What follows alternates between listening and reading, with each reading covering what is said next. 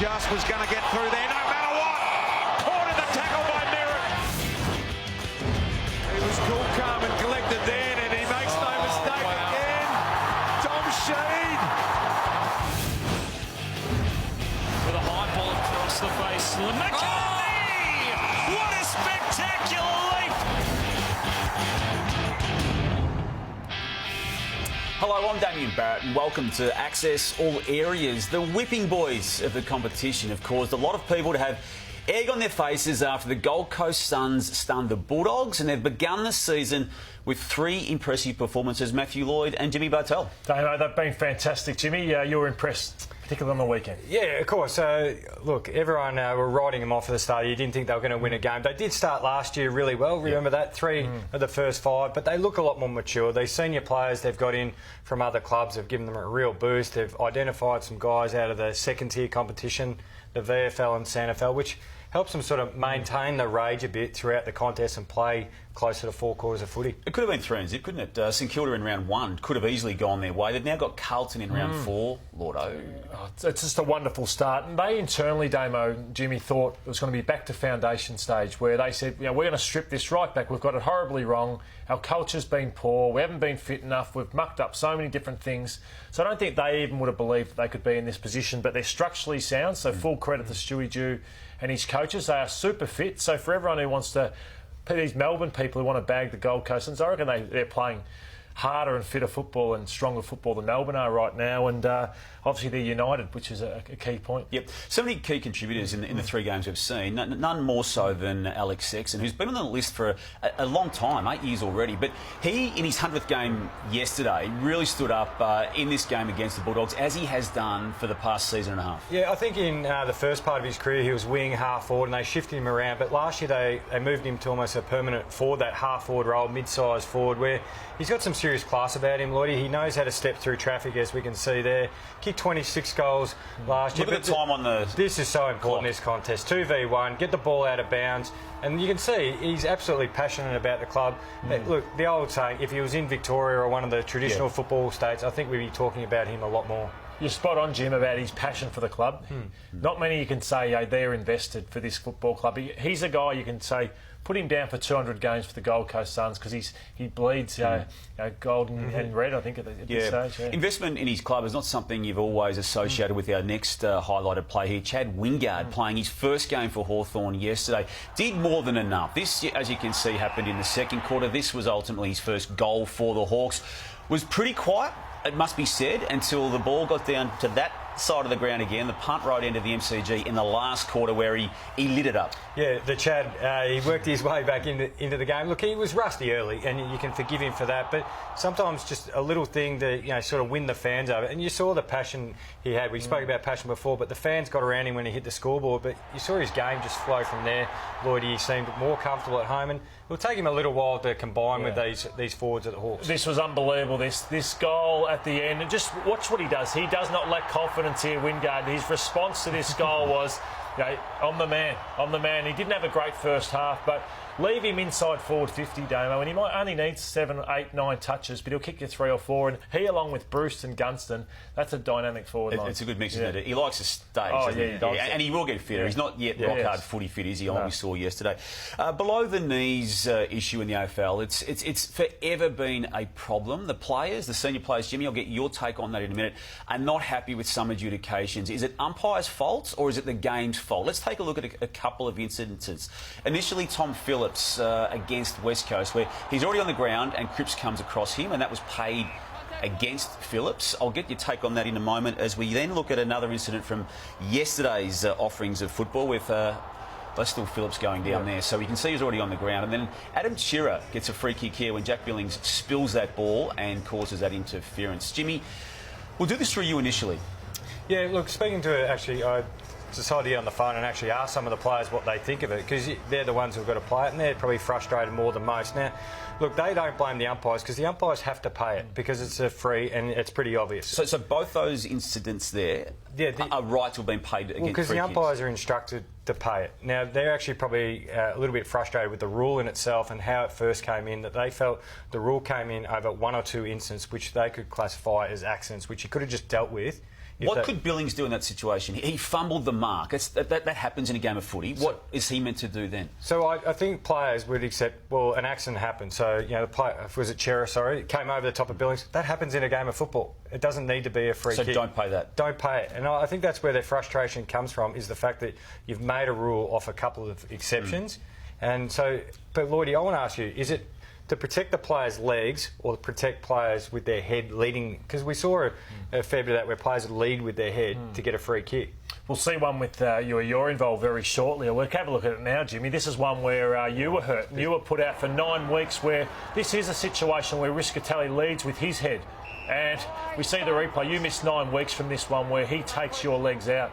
And that is one where he is leading with the head, whereas I think the others are taking the legs out. And I'd like the rule, Damo. For every Billings incident where what else can he do, I actually love the protection of what happened to Gary Rowan. Everyone says, well, Gary Rowan, we go back to one incident, but I love what the rule has been brought in. So, Jimmy, just to back up what you were saying about the modern day player, you're the most recently retired out of the two men on this desk. What are they saying?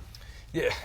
And Paddy Dangerfield made some really strong comments on social media. Well, the frustrating thing for them is you always instructed to play the ball, and the player who goes the lowest and the hardest should win the contest. And they feel like with this rule, it actually doesn't reward that player. And they're a little bit frustrated that sometimes accidents happen in football, that they can just be that in football. And maybe the free kick that was introduced to the game was off the back of a couple of nasty incidents, which happen once every 6 months. But Shane McInerney, can I just pull him up? He told me to get up there. I just did my knee. I missed 9 weeks, Shane. You're on notice. OK, last word on this. The rule, good or bad, to stay? Stay, keep your feet, players. I know Billings couldn't, but keep your feet and you'll be right. Dustin Martin at Spotless Stadium against GWS on Saturday got himself involved in a couple of incidents which, as we speak, are yet to be resolved officially by the AFL. This is the one that's probably caused most headlines. The bird being delivered to Shane Mumford, and we'll show you how it is Shane Mumford in a few moments' time, and also the line that goes to the line that Mumford did in the video. Now, that's Mumford highlighted there to the left of your screen, Martin down there on the right, and you can see there is seemingly an exchange between the two players just to make sure people realise that where that conversation was being directed. Yeah, he's given the old school finger too as well, Dusty. But this is probably the incident that will capture most people's attention during the week. And the MRO, Michael Christian, Lloydie, elbow off the ball, doesn't look too good. No. Kennedy, he sort of buckled over, but he kept his feet and played on for the rest of the game. Just on it, Damo, I think he gets a fine for the Mumford incident. I think he has to, Lloyd. You can't be making those anyone gestures. who's given the finger in the past has received a fine. And he gets 1 to 2 weeks for the incident with Kennedy. Yeah. I think it might be the best thing for him. And people say, what are you talking about, Slim? But I reckon the way he's played his football this year, I think beaten by Greenwood in round 2, beaten by De Boer badly, body language seems poor, doesn't seem to be working hard enough. I'd say go away for a few days and come back with a better attitude. Because to me, I don't reckon you're working hard enough. You seem frustrated. You haven't been able to get through a tag.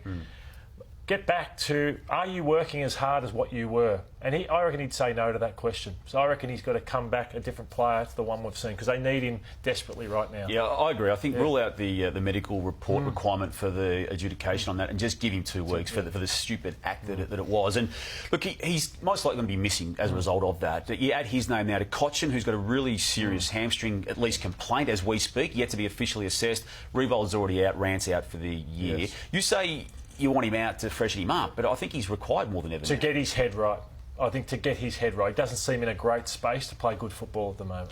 Jimmy, they've got Port Adelaide at Adelaide Oval on Saturday twilight this week coming up, then Sydney and Melbourne. Yeah, look, a tough run, but I still think they're a massive show in all 3 of those games. You get back Grimes, Caddy's coming back through the VFL, and you've still got some quality on that list. Now, they pressed the Giants still for a lot of the game. I know the Giants blew them away at the end, but Shane Edwards, All-Australian. Lambert's a good player. You got Tom Lynch, who's working his way into it. Big Nankervis, Vlosten. So there's plenty of talent and experienced talent across that list for them to still be a show in those 3 games. Okay. Jeremy Cameron, Nordo, kicked 7 goals on the weekend. Was an All-Australian in 2013, but has rarely put it together over the course of a season. Just lacked consistency. He's been a star for a long time, Cameron. He's already an All-Australian, but just probably has poor games thrown into those amazing games. And he cashed in. Obviously, no Grimes, no Rants. And he's just too good for Broad, and he's too good for Bolter and all the different types of defenders that they tried on him. So he had a day out, 30 disposals, 7 goals, 5. He's a star. He's just got his bad games. He's got to bridge the gap. Well, the thing I liked the most was early when he was flying for all those hangers, he was coming up towards the footy, and then he got the reward for the ones out the back. I think he can fall into a bit of the trap of turning around too quick and trying to get the one out the back. When he comes and leaps at the footy, he gets the confidence, and then he gets rewarded these sort of goals at the end. And when he looks like that, he looks as good as anyone in that position in the competition, doesn't he?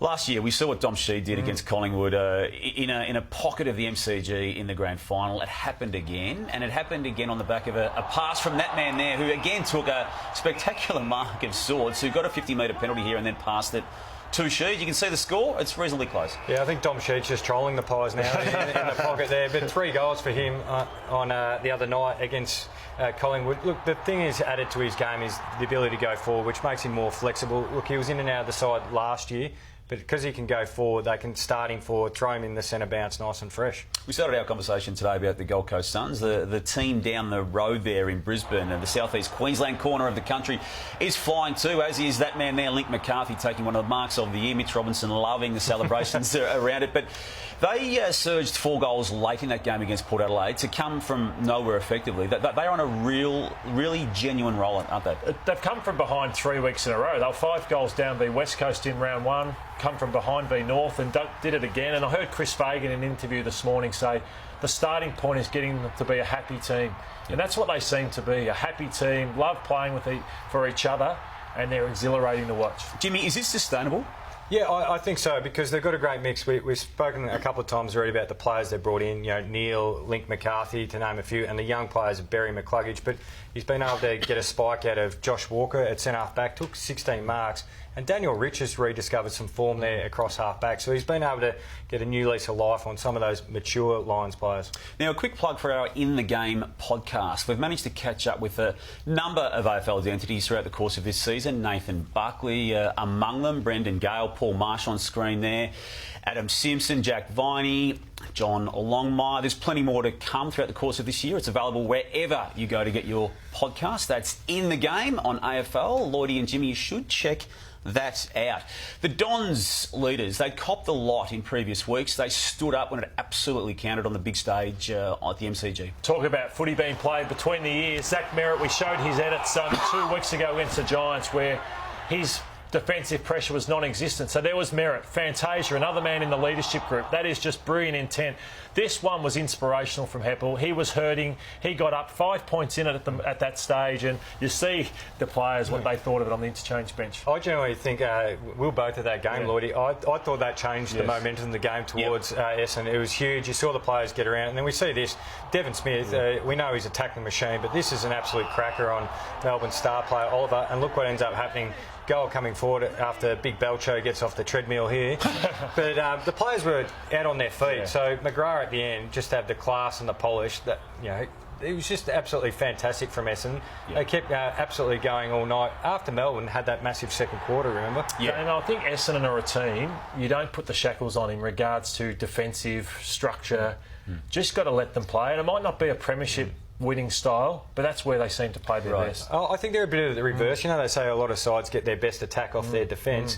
I think Essendon defend better off their attack because they all join in, and then they actually get in a really good position on the ground if they do turn the footy over. Zach Clark needs to understand the Essendon way. Obviously, it was his first game. Had a few moments, though, he might like back. This happened before half-time. You can see him take the mark clear. Handball should have gone, or kick should have gone there, shouldn't it? Yeah, a bit of feedback I think will be coming his way there for big. Because he missed a shot at goal too, and this happened later. Yeah, obviously he's having a crack at Guelph. He's saying, "Come on, you could have helped me there," but he needs to do better himself. But you know what? He's played waffle football for 12 months. He's been in the VFL, so we'll cut him some slack there. But didn't have his best night.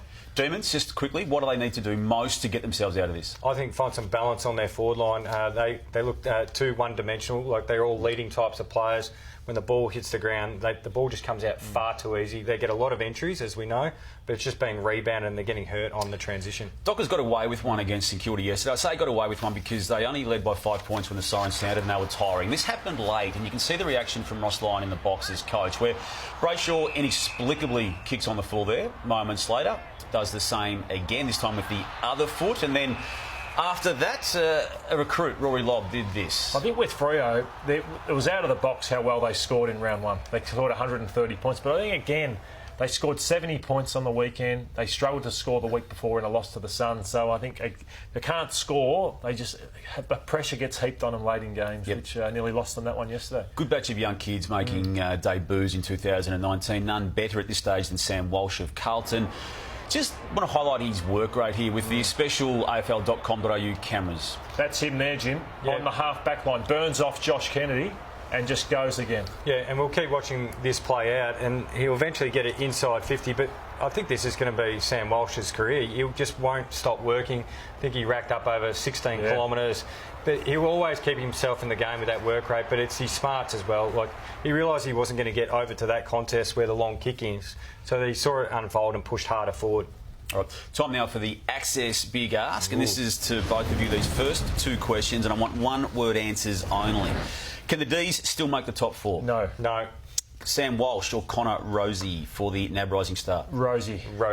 Jimmy, to you, how soon until the Anzac Day game debate starts again? Should it be Collingwood and Essendon locked in? Should be always Collingwood, Essendon, maybe another game on that day. Lloydie, Callum Sinclair and Lewis Jetta were traded a couple of years ago. Who's winning that battle between the Swans and Eagles? Lewis Jetta in front.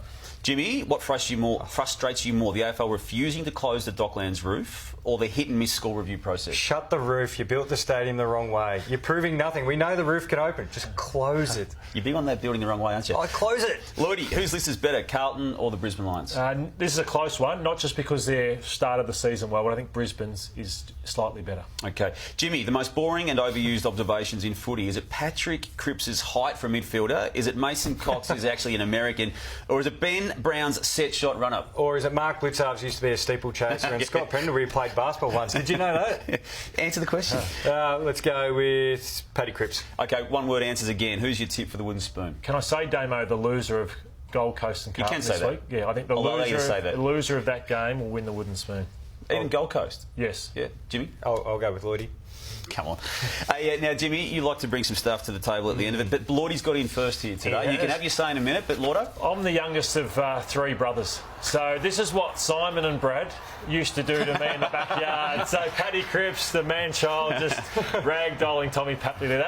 You don't rarely laugh at the football. Look in the background, some of the laughter going on. That was just very, very fun to see, Dave. That was brilliant. It used to be Lordo's space, this space. You've taken it over this year, but you want to come back. Oh, that was pretty good, actually. It's tough to beat, but pre-match entertainment, fan engagement, going to a new level here, like just shredding it up on top of the roof there in Perth with the long hair. Is he even playing, or is it a bit of air guitar as well?